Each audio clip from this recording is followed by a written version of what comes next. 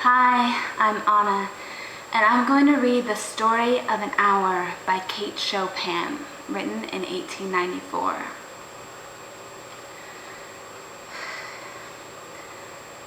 Knowing that Mrs. Mallard was afflicted with a heart trouble, great care was taken to break to her as gently as possible the news of her husband's death. It was her sister Josephine who told her in broken sentences, veiled hints that revealed and half concealing. Her husband's friend Richard was there too, near her. It was he who had been in the newspaper office when intelligence of the railroad disaster was received, with Brentley Mallard's name leading the list of killed.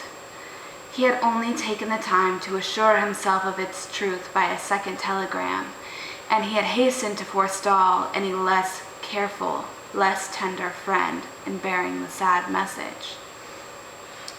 She did not hear the story as many women would have heard the same, with a paralyzed inability to accept its significance. She wept at once, with sudden, wild abandonment in her sister's arms. When the storm of grief had spent itself, she went away to her room alone. She would have no one follow her. There stood, facing the open window, a comfortable, roomy armchair. Into this she sank, pressed down by a physical exhaustion that haunted her body and seemed to reach into her soul. She could see in the open square before her house the tops of trees that were all aquiver with the new spring life. The delicious breath of rain was in the air. In the street below, a peddler was crying his wares. The notes of a distant song which someone was singing reached her faintly, and countless sparrows were twittering in the eaves. There were patches of blue sky showing here and there through the clouds that had met and piled one above the other in the west facing her window. She sat with her head thrown back upon the cushion of the chair, quite motionless, except when a sob came up into her throat and shook her, as a child who has cried itself to sleep continues to sob in its dreams. She was young, with a fair, calm face, whose lines bespoke repression and even a certain strength. But now there was a dull stare in her eyes, whose gaze was fixed away off yonder on one of those blue patches of sky. It was not a glance of reflection, but rather indicated a suspension of intelligent thought. There was something coming to her, and she was waiting for it, fearfully. What was it? She did not know. It was too subtle and elusive to name, but she felt it creeping out of the sky, reaching toward her through the sounds, the scents, the color that filled the air. Now her bosom rose and fell tumultuously. She was beginning to recognize this thing that was approaching to possess her, and she was striving to beat it back with her will, as powerless as her two white, slender hands would have been. When she abandoned herself, a little whisper escaped her slightly parted lips. She said it over and over under the breath. Free, free, free. The vacant stare and the look of terror that had followed it went from her eyes. They stayed keen and bright. Her pulses beat fast, and the coursing blood warmed and reached every inch of her body. She did not stop to ask if it were or were not a monstrous joy that held her. A clear and exalted perception enabled her to dismiss the suggestion as trivial.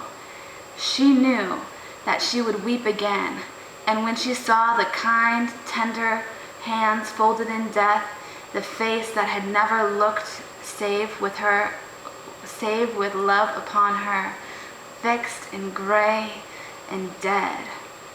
But she saw beyond that bitter moment a long procession of years to come that would belong to her, absolutely.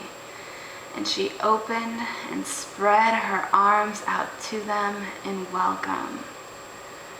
There would be no one to live for during those coming years. She would live for herself.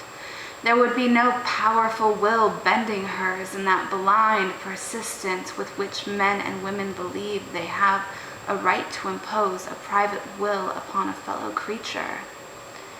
A kind intention or a cruel intention made the act seem no less a crime as she looked upon it in that brief moment of illumination. And yet she had loved him, sometimes. Often she had not. What did it matter? What could love, the unsolved mystery, count for in the face of this possession of self-assertion which she suddenly recognized as the strongest impulse of her being? Free, body and soul, free, she kept whispering. Josephine was kneeling before the door with her lips to the keyhole, imploring for admission. "Louise, open the door, I beg, open the door, you will make yourself ill. What are you doing, Louise? For heaven's sake, open the door." "Go away. I am not making myself ill." No, she was drinking in the very elixir of life through that open window. Her fancy was running riot along those days ahead of her, spring days and summer days, and all sorts of days that would be her own. She breathed a quick prayer that life might be long. It was only yesterday she had thought with a shudder that life might be long. She arose at length and opened the door to her sister's importunities. There was a feverish triumph in her eyes, and she carried herself unwittingly like a goddess of victory. She clasped her sister's waist, and together they descended the stairs. Richards stood waiting for them at the bottom. Someone was opening the front door with a latchkey. It was Brentley Mallard who entered, a little travel-stained, composedly carrying a gripsack and umbrella. He had been far from the scene of the accident and did not even know there had been one. He stood amazed at Josephine's piercing cry, at Richards's quick motion to screen him from the view of his wife. When the doctors came, they said she had died of heart disease, of the joy that kills. That's the end.